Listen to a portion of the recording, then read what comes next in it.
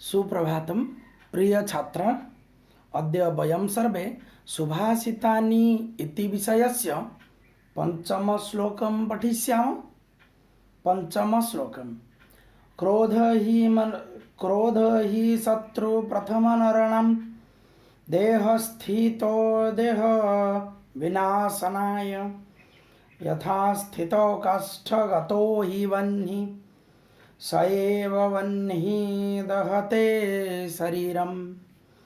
क्रोध ही शत्रु प्रथम नराणां देह स्थित देह विनाशनाय यथा स्थित काष्ठगतो हि वह्निः स एव वह्निः दहते शरीरम।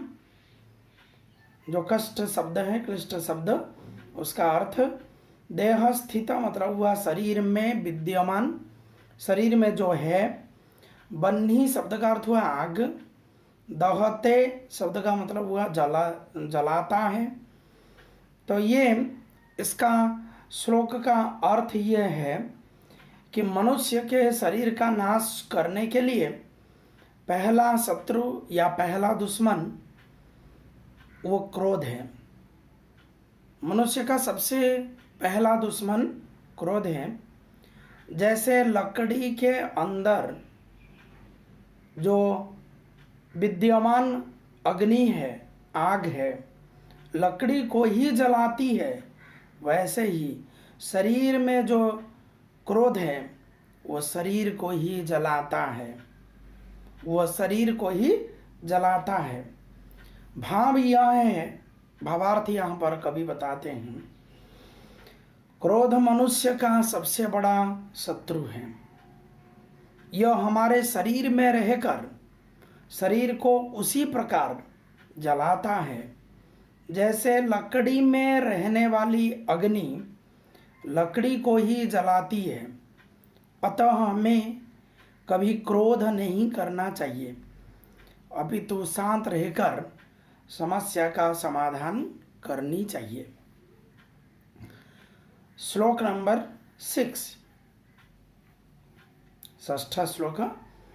मृगा मृगैः संगमनुव्रजन्ति गावश्च गोभिः तुरगा तुरंगैः मूर्खाश्च मूर्खैः सुधियः सुधीभिः समानशील व्यसनेषु सख्यम्।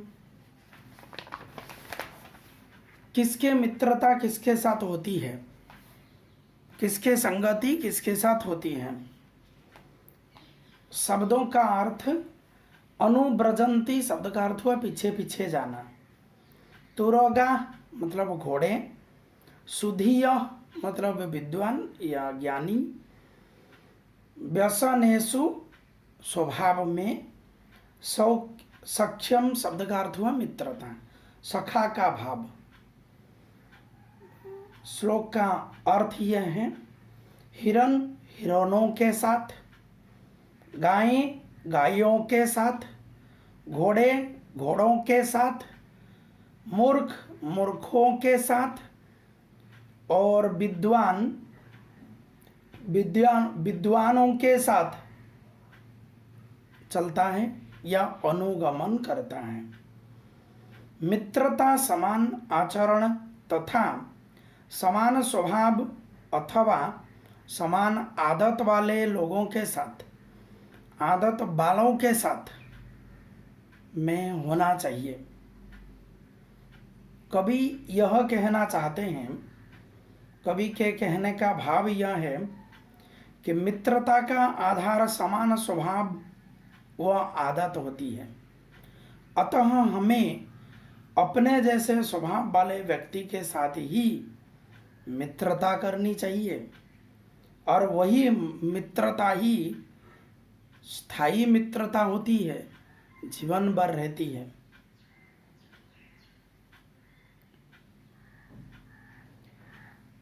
श्लोक नंबर 7, सप्तम श्लोक। सवितव्य महावृक्ष फलच्छाया समन्वितः यदि दैवात् फलं नास्ति छाया केन निवार्यते सवितव्यो महावृक्षं फलच्छाया समन्वितः यदि दैवात् फलं नास्ति छाया केन निवार्यते। शब्दों के अर्थ। सवितव्य शब्द का अर्थ हुआ आश्रय लेना चाहिए, और उसका दूसरा अर्थ भी सेवा किया गया। दैवात शब्द का अर्थ हुआ भाग्य से, दैववश से। निवार्यते शब्द का अर्थ हुआ निवारण करना, निवारणम क्रियते, निवार्यते मतलब हिंदी में अर्थ हुआ रोका जाता है। श्लोक का अर्थ यह है,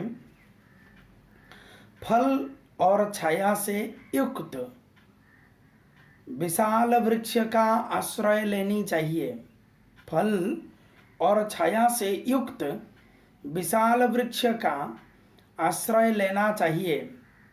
यदि दुर्भाग्य से वो पेड़ फल नहीं देता है तो इसका मतलब वृक्ष में यदि फल नहीं हो तो फिर पेड़ की छाया किसके द्वारा रोकी जा सकती है। इसका मतलब किसी भी कारणवश, प्रकृति के कारण के वजह से यदि पेड़ में फल नहीं रहे तो क्या हम लोगों से हम पेड़ की छाया दूरी कर लेता है? कभी नहीं। अर्थात छाया किसी के द्वारा रोकी नहीं जा सकती। भावार्थ यह है, कभी ये कहना चाहते हैं कि हमें ऐसे व्यक्ति के पास रहना चाहिए जिसके पास धन भी हो और सम्मान भी। यदि दुर्भाग्य से धन नष्ट भी हो जाए तो उसके पास रहने से सम्मान तो मिल सकती है।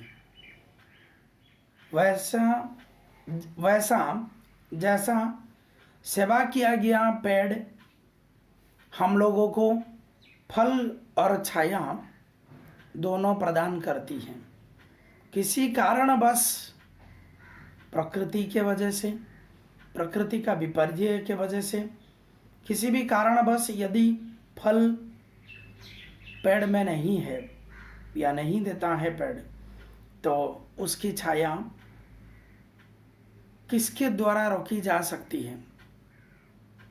मतलब किसी भी प्राकृतिक विपर्य जो है वो फल को ले सकता है, पर पेड़ की छाया को रोकी नहीं जा सकती। पेड़ की छाया सब समय मिलती है। धन्यवाद।